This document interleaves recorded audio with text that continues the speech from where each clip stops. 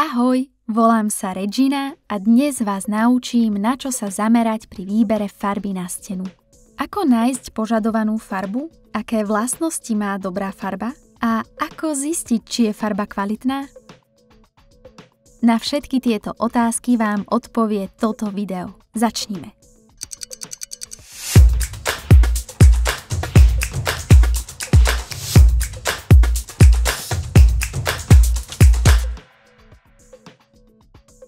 Ktorá farba na drevo je vhodná pre váš projekt? Najvhodnejšia farba na drevo pre vás bude závisieť od toho, na čo ju chcete použiť. Rozlišujeme tuhé a elastické farby na drevo. Drevený nábytok, dvere a okenné rámy sa nedeformujú. Preto na ich natieranie odporúčam tuhú farbu na drevo. Napríklad našu farbu Acrylic Protect alebo našu kriedovú farbu. Napríklad fasády, ploty a prístrežky pre autá sa pri teplotných výkyvoch deformujú. Drevo má tendenciu deformovať sa, preto na ich natieranie odporúčam elastickú farbu na drevo, ako je napríklad naša Acrylic Protect Plus. Pri kúpe farby chcete získať presne taký odtieň, aký hľadáte. Prvou chybou, ktorú ľudia robia, je výber farby len na základe tabuľky vzorkovníkov. Prečo? Farba môže na veľkej stene vyzerať úplne inak a vôbec sa nepodobá na malý vzorkovník farby, ktorý ste videli. Môj tip? Pozrite sa, či existujú obrázky obývačky, ktoré zobrazujú farbu na celej stene. Takto sa môžete skutočne rozhodnúť, či sa vám táto farba páči. Aké vlastnosti má dobrá farba? Zvyčajne veľkú kryciu schopnosť, trvanlivosť, umývateľnosť a celkovú životnosť farby. Aby ste pochopili, čo robí dobrú farbu dobrou, mali by ste najprv vedieť, z čoho sa farby vyrábajú. Farby pozostávajú z vody, spojiva a farbiva.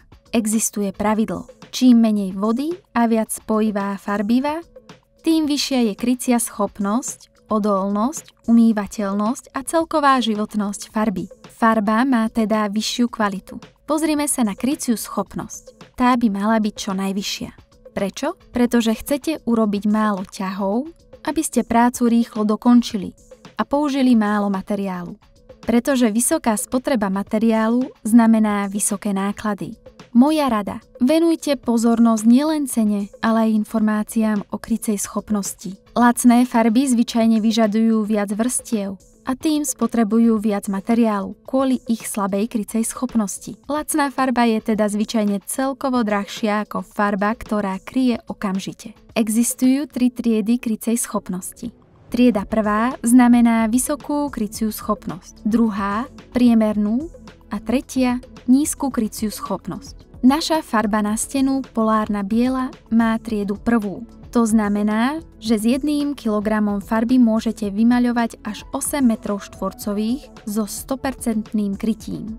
Ak chcete zabezpečiť vysokú kryciu schopnosť, mali by ste ju vopred premiešať. Z tohto dôvodu dostanete ku každej objednávke tyčinku na miešanie. V tomto prípade by to bola prvá trieda krytia, teda najvyššie možné krytie. Čo ešte robí dobrú farbu dobrou? Dlhá životnosť. Aby farba dlho vyzerala dobre, mala by mať vysoký obsah spojiva. Môj tip?